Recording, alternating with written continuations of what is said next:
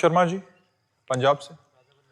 श्री हरिवंश महाराज जी अक्सर इस चंचल मन में अनेक प्रश्न आते हैं, परंतु जब मैं किसी महापुरुष के दर्शन करता हूं तो स्वतः ही वो सारे प्रश्नों के ऐसा लगता है उत्तर मिल जाते हैं। तो महाराज जी जानना चाहता हूं कि ऐसा क्यों होता है? तब तो भजन भी इतना नहीं होता, पर फिर भी ऐसा प्रश्नों के उत्तर अपने आप ही कैसे हल हो जाते? मुद मंगलमय संत समाजू, जो जग जंगम तीर्थ राजू।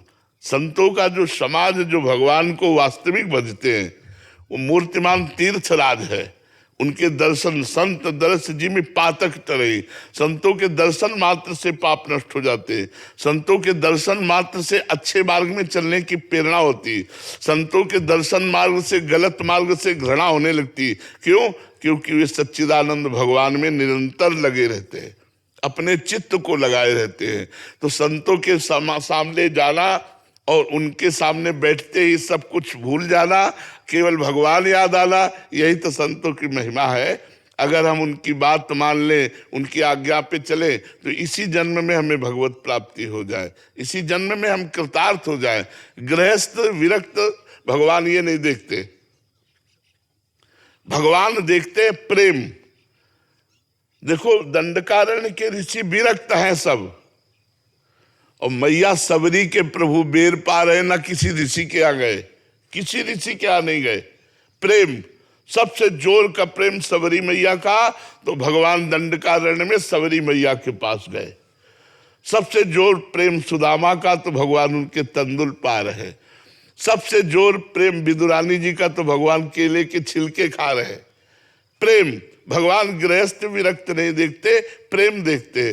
तो जो भजन करने वाला है, भगवान में चित्त जोड़े है, जब हम उसके पास बैठते हैं तो मन को शांति मिलती है, दर्शन से सुख मिलता है, हृदय प्रश्न रहित होने लगता है, हृदय में एक जलन भी होती है।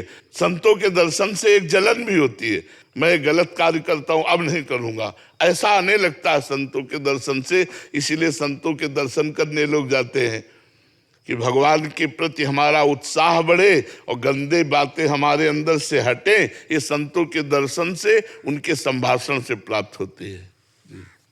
रजत जी राधे राधे। महाराज जी क्या बार बार जीवन में गलती करने पर केवल भगवान से माफी मांगना ही पर्याप्त है? जीवन में सुधार के लिए कुछ करना? देखो, हम आपको बताए, हम कुछ नहीं कर सकते।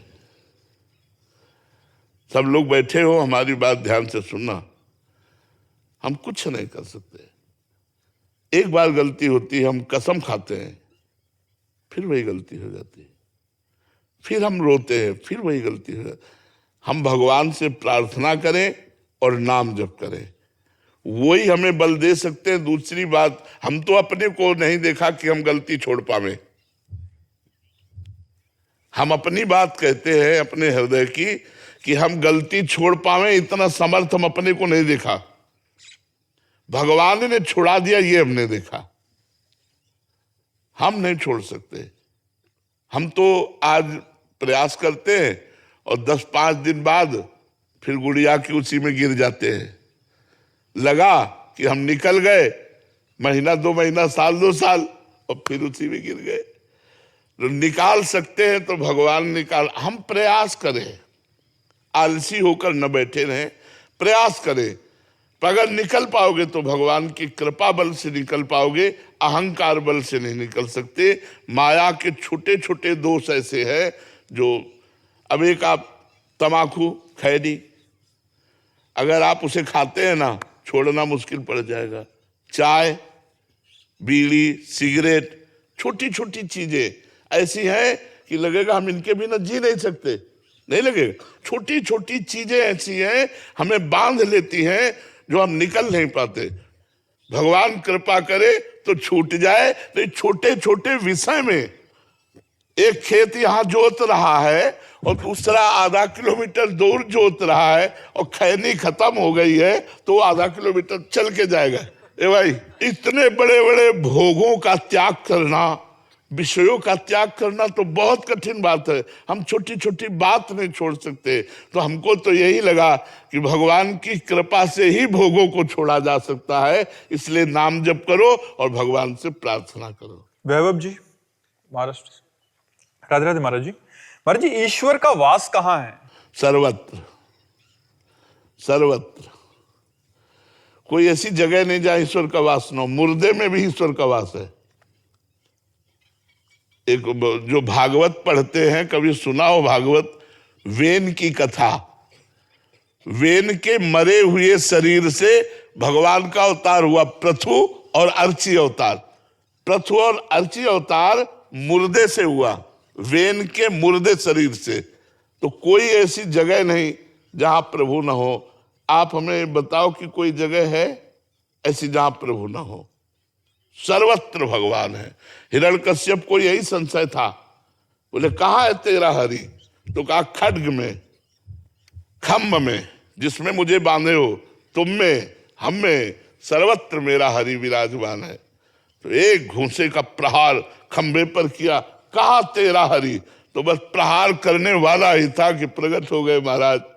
नरसिंह रूप धारण कर लिया भगवान ने। ऐसा अवतार धारण किया जो कभी भूतो न भविष्यति। छूट गई ढाल तलवार, हाथ से कांपने लगा।